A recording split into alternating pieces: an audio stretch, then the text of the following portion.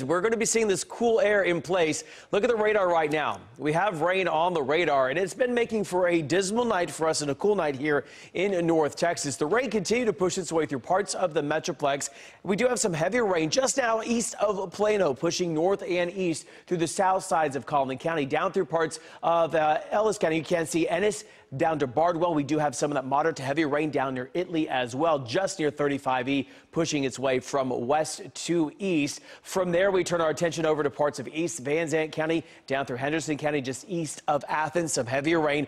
Not seeing any lightning with these showers, but definitely picking up some rainfall rates of about maybe a quarter of an inch of rain per hour or a little bit higher than that. We're seeing more lightning off towards the east. We did see some thunderstorms earlier tonight, that activity dying down just a bit. But the reason we have the rain in place is there's some upper level energy or a short wave working overhead, and that's why we have these storms holding together.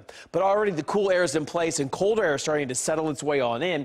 Temperatures up near the Red River, 10 degrees colder than this time last night. We're sitting at 48 in Gainesville and Sherman, to 54 in Fort Worth, to 50 in Paris, and across the Metroplex, upper 40s in Sanger and Decatur, already showing up to the low 50s in Allen, along with Grand Prairie. So overnight tonight into tomorrow morning, low 40s in the forecast to the mid 40s in some spots. We're going to see the rain that's in place start to come to an end overnight as dry air filters in. And then with that dry air mixing in the atmosphere, we start to see those clouds clear. And they're going to be clearing out through the day tomorrow. We'll see temperatures warming to 47 by 10, up to 54 degrees by 2, with partly cloudy skies in the forecast. Winds out of the north to the northeast near about 15.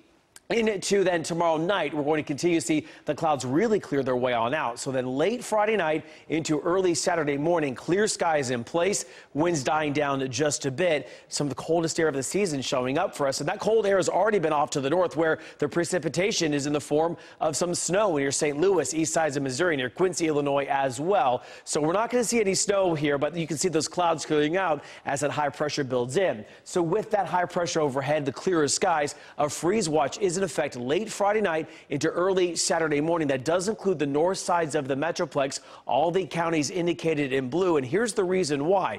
Our temperatures will cool down into the upper 20s, below freezing to near the freezing mark, and then just slightly above for us in parts of the Metroplex.